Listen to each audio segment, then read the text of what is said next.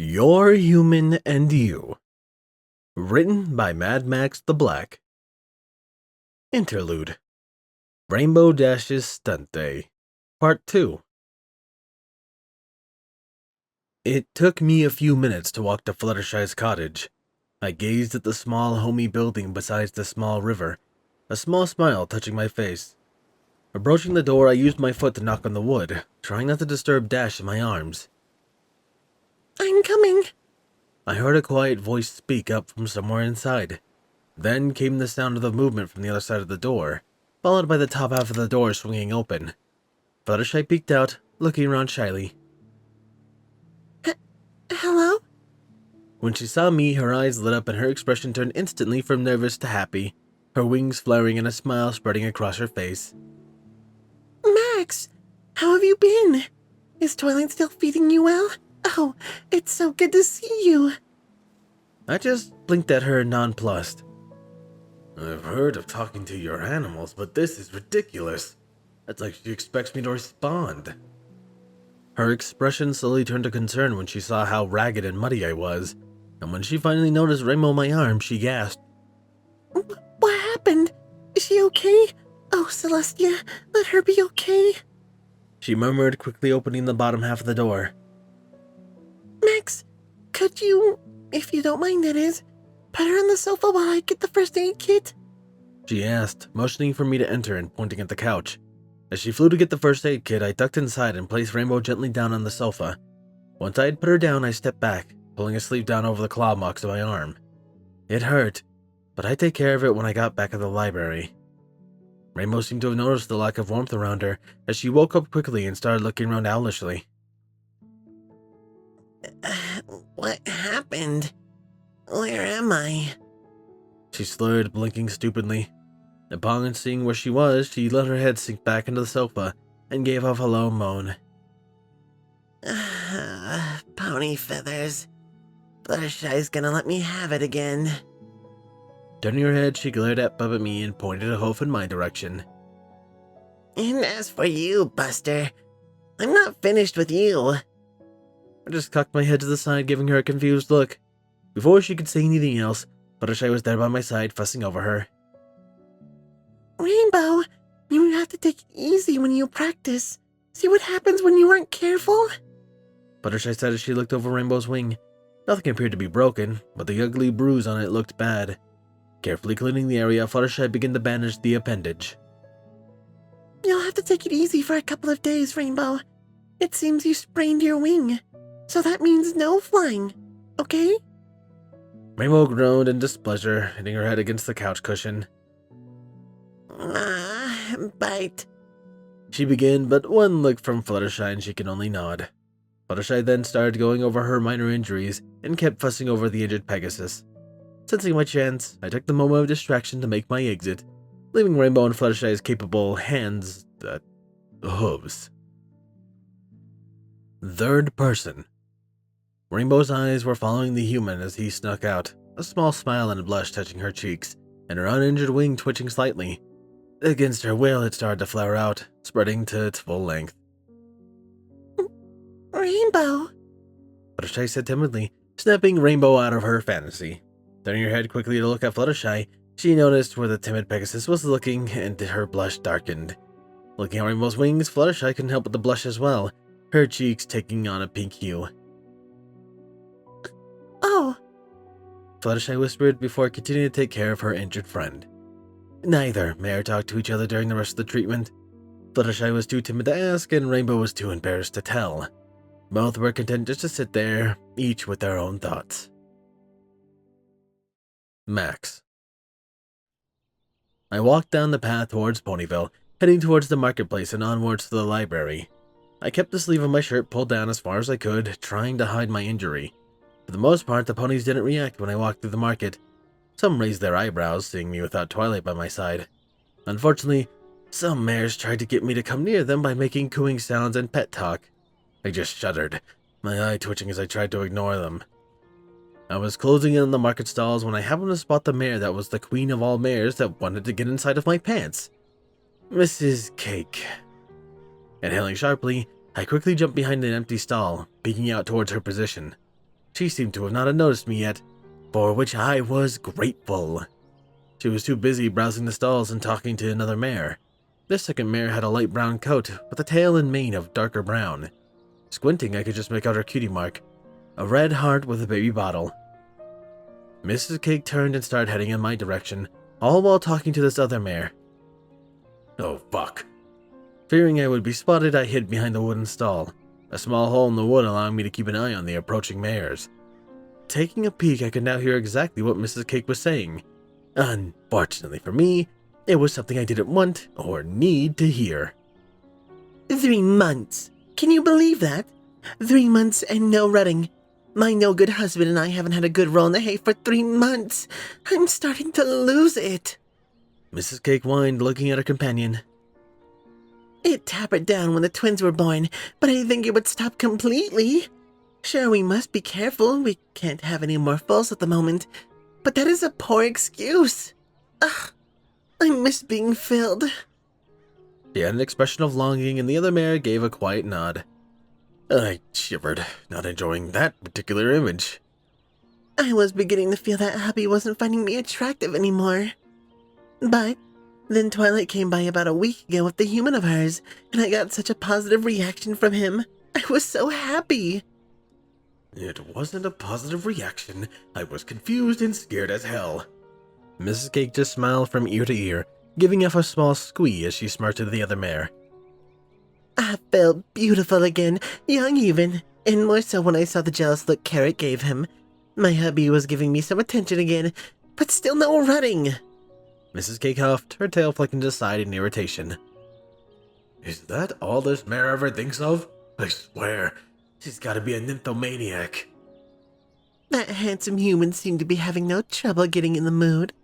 She muttered under her breath. Then she sighed, her voice filled with so much passion and longing that I cringed, shivering violently. If Twilight hadn't been there, and I got a couple of hours alone with him, it would have been so great. Maybe for you, I thought, a blush spreading across my face despite my displeasure. The other mare was blushing as well, as she was rather quiet, letting Mrs. Cake do all the talking.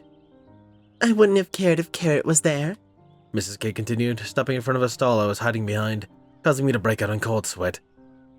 Maybe he could have learned a thing or two about how to truly treat his wife. She leaned towards the other mare, whispering in her ear. Due to how close they were, I heard every word. I heard from a reliable source that humans can rut for hours, and they can mount the mare and give it hard. No complaining, no fuss, just straight to thrusting. The other mare's face exploded in a dark blush, her ears perking up. Mrs. Cake was also blushing now, and I had to resist the urge to bang my head against the stall. I was almost to the library. Why did she have to be here in this exact moment? Though, they aren't typically much bigger than the stallion. That human that Twilight has, from what little I could see at the time, dear Celestia, he was big. More than Carrot, that's for sure. Mrs. Cake giggled. I would gladly let him mount me and have his way with me any time. By the reaction I got from him, it seemed like he wouldn't mind. I shook my head, a manic smile on my face. No! I would have to see if Twilight had anything that could be used as a brain bleach. In all fairness, my hormones could also be at fault. Here, and truth be told, Mrs. Cake wasn't that ugly, but still, no es bueno. As I lay there, crouched under the stall, my thoughts began to get conflicted. For some reason, they kept jumping to Twilight and her appearance, and even some of her friends, but mostly Twilight. What the fuck, Brain? I thought we had an understanding, especially after Mom found our porn stash back in high school. As I shook my head to clear it, I heard Mrs. K continue. I really need a good buck, and I can't cheat on my husband just for one fun night. I can't risk getting pregnant again anyways, so I've been thinking about asking that source of mine if I can rent a human to use. What I really want, however, is to borrow the human Twilight has. Okay, her obsession is becoming a bit unhealthy. I've heard such good things about what humans can do that no stallion can. Mrs. Gay paused, sighing heavily before continuing. It's not technically cheating if you do it with a human. It may be illegal in some places and frowned upon by some ponies, but... She huffed, turning to look at some other mare, a serious expression on her face. As if those uptight ponies in Camelot haven't used the human to satisfy their needs once in a while. I'm sure that I might get a light scolding and maybe a small fee if the authorities found out. But still, Carrot might actually feel a little jealous and ashamed. But that would be his fault for not treating me properly. I frowned slightly, my neck cramping up. It was rather uncomfortable under the stall, and I was starting to get tired of the soap opera that was taking place nearby. Hurry up and leave already. Mrs. Cake gave the other mare a large smile. The best part is that I haven't heard of any mare getting pregnant by riding a human, so the human can fill the mare to his heart's content, and the mare doesn't have to worry about a fall. Jesus Christ, this is like listening to a zoophile. Only in reverse. The two mares stood there, blushing as naughty thoughts most likely raced through their heads. Their tails were swishing from side to side, and I could tell they were both excited. Thanks to their positions, I had perfectly good view of their... fun zones. I shuddered, looking away as I cursed about my bad luck. As I grumbled silently to myself, Mrs. K started talking again. I've heard that if you're lucky and the human has been trained properly, they can even please a mare using only their tongues and hands. Really? I blinked, surprised. That was the first time I heard the other mare speak. She had a warm tone of voice, almost motherly. It was also heavy with longing. I almost slammed my face against the wall, but thought better of it. I gritted my teeth, trying to take deep breaths. Go away, go away, go away, go away. Mrs. Cake nodded again. Both mares had stopped flicking their tails and I started to raise them slightly. They gave me a better view of their privates before I tore my gaze away. Unfortunately, I had seen enough, and my body was already reacting in a less than favorable manner. Traitor, I thought, glancing down.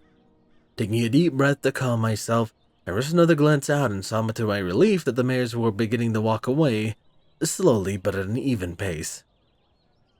My husband is always away, the other mare said. I have something in my closet that I can use to make the situation a little better, but it isn't like the real thing. This caused Mrs. Cake to giggle, and she and the other mare turned and headed towards Sugar Cube Corner. After several minutes, I emerged from under the stall, shaking my head as I tried not to think about what I had just heard. I am not sure which is worse, the fact that I just overheard all of that, or the fact that no pony seemed bothered by it.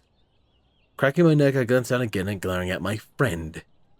We're gonna have to talk later, buddy, about what's okay and what's not okay. Looking behind me to make sure I was still safe, I quickly hurried through the marketplace into the library. Opening the door, I slipped inside and shut the door behind me.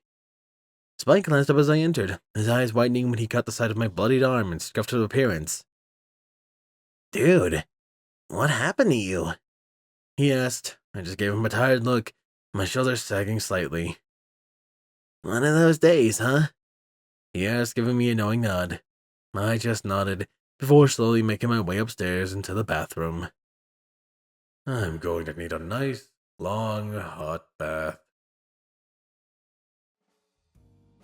Thank you to my wonderful Tier 1 Patreons, Bounds Kindness, Jason Lemaster, Dreamless Portal, Hyperlink, Jason, HK4, aka Texture, 9Game, Meg Cario, Pony Entertainment, Starlight Blaze, and Rainflicker. My Tier 2s, Captain Blueshadow, Chaotic Mist, The Animated Ghost, DJMX 2000, Elemental Wolf, H1 Wolf King, Potato 20, Mr. Crazy Deacon, Mackenzie McCullis, Nocturne, Papa Lennon, Redeemer of Dark, Solus Eclipse, Sword Brother Mordred, RD Bryant, and Riani Dragonwolf. A large thank you to my Titan tiers, previous Titan tiers, Dark Guardian, Danish Dash, and Maverick. And a large thank you to my current ones, User 1842 and Silent Titan. I appreciate your support so much, and it means a ton to me. That aside, however, this has been Firehearth. Have a wonderful day.